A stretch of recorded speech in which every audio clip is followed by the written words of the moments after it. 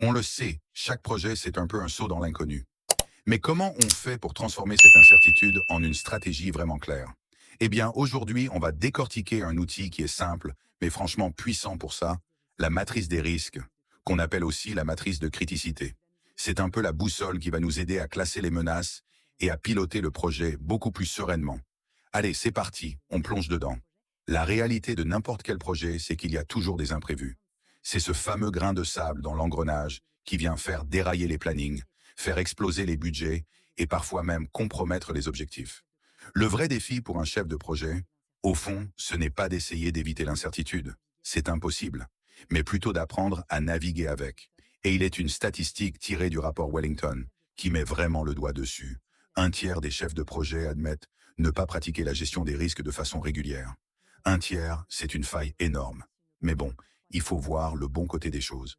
C'est aussi une occasion incroyable de se démarquer et de vraiment faire la différence. Face à ces dangers, finalement, il y a deux philosophies. Soit on subit, soit on anticipe. Et un management de projet qui performe, eh bien, il choisit sans éviter la deuxième option. C'est tout le principe de ce qu'on appelle la gestion proactive des risques.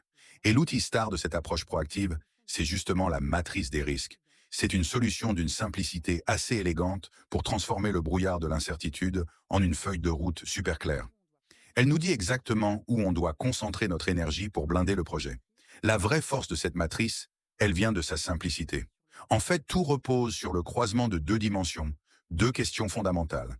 Et c'est cette combinaison qui va nous donner une clarté redoutable sur la situation globale du projet. Alors d'un côté, on a la probabilité. Quelles sont les chances que ce problème arrive concrètement? Et de l'autre, on a l'impact. Si ça arrive, à quel point ça va faire mal au projet? C'est en répondant à ces deux questions que tout commence à s'éclaircir. Et voilà la formule magique au cœur de l'outil. C'est simple, presque mathématique. On prend la probabilité, on la multiplie par l'impact potentiel, et hop, ça nous donne le niveau de criticité. C'est ce score qui va nous dire attention, commence par là. Bon d'accord, la théorie c'est bien, mais en pratique, comment on l'a construit, cette fameuse matrice? Eh bien le processus est super simple et logique. On va voir ça ensemble en 4 étapes clés. Alors, étape 1, on liste tous les risques possibles. Étape 2, on leur donne une note. Étape 3, on prépare un plan de bataille. Et enfin, étape 4, on met tout ça dans la matrice pour y voir clair et prioriser. C'est parti. Première étape donc, l'identification. Et là, il faut vraiment ratisser large. Pensez aux risques techniques, humains, juridiques, liés à la planification. Mais le point crucial, c'est que ce n'est pas un exercice qu'on fait tout seul dans son coin. Non, c'est en parlant avec les équipes sur le terrain qu'on a la vision la plus juste des vraies zones de danger. Ensuite, étape 2, on passe à la cotation. C'est simple, pour chaque risque qu'on a identifié, on lui donne une note de 1 à 4 pour sa probabilité d'arriver et une autre note de 1 à 4 pour son impact. Ça permet de transformer une intuition, un feeling, en une donnée qu'on va pouvoir vraiment utiliser. L'étape 3, c'est le plan d'action. Ici, on va préparer deux types de réponses. D'abord, les actions préventives. Qu'est-ce qu'on peut faire pour empêcher le risque de se produire? Par exemple, former une équipe sur une nouvelle technologie. Et puis, les actions correctives. Si jamais le pire arrive, comment on fait pour limiter les dégâts? Par exemple, avoir déjà sous la main un fournisseur de secours. On arrive au moment où tout prend forme. Une fois que les risques sont identifiés, notés, on va les placer dans la matrice. Et c'est là que la magie opère. Visuellement, tout devient limpide, et ça aide à prendre des décisions stratégiques super claires. Et voilà le résultat. On passe d'une simple liste de problèmes potentiels à une véritable carte stratégique. Chaque menace est positionnée selon ses scores. Et les couleurs, elles, nous créent littéralement où sont les points chauds du projet, ceux qui exigent notre attention, là, maintenant. Commençons par le plus simple, la zone verte. Les risques qui tombent ici, ils ont une faible criticité. Donc, pas de panique. Il suffit juste de les garder à l'œil, de les avoir sur notre radar, mais ils ne demandent pas d'actions immédiates. On surveille, c'est tout. Ensuite, la zone orange. Là, c'est le signal d'une priorité moyenne. Pour ces risques-là, les ignorer n'est plus une option. Il faut avoir un plan d'action préventif qui soit clair, qui soit prêt à être déployé pour éviter que ça dégénère et que ça passe au rouge. Et enfin, la zone rouge. Là, c'est l'alerte maximale. Un risque dans cette zone est critique. Il demande une attention et une action immédiate. Ce sont eux les risques qui ont le potentiel de faire couler le projet.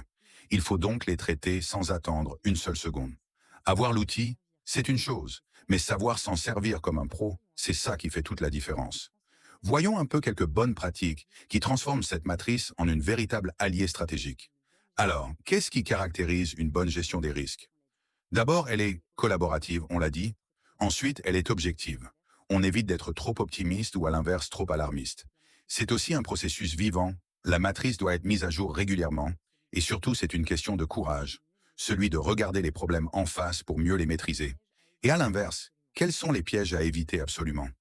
Le fameux «ça n'arrive qu'aux autres» est probablement le pire ennemi du chef de projet. Une autre erreur classique, faire la matrice au début du projet et puis l'oublier dans un dossier. Et enfin, un risque pour lequel personne n'est responsable, eh bien c'est un risque qui ne sera tout simplement jamais géré. Finalement, le vrai bénéfice de la matrice des risques, ça va bien au-delà d'un simple fichier Excel. C'est un instrument qui nous permet de piloter un projet avec confiance, de concentrer nos efforts là où ça compte vraiment. En bref, c'est un outil qui amène de la sérénité dans un environnement qui par nature est souvent chaotique.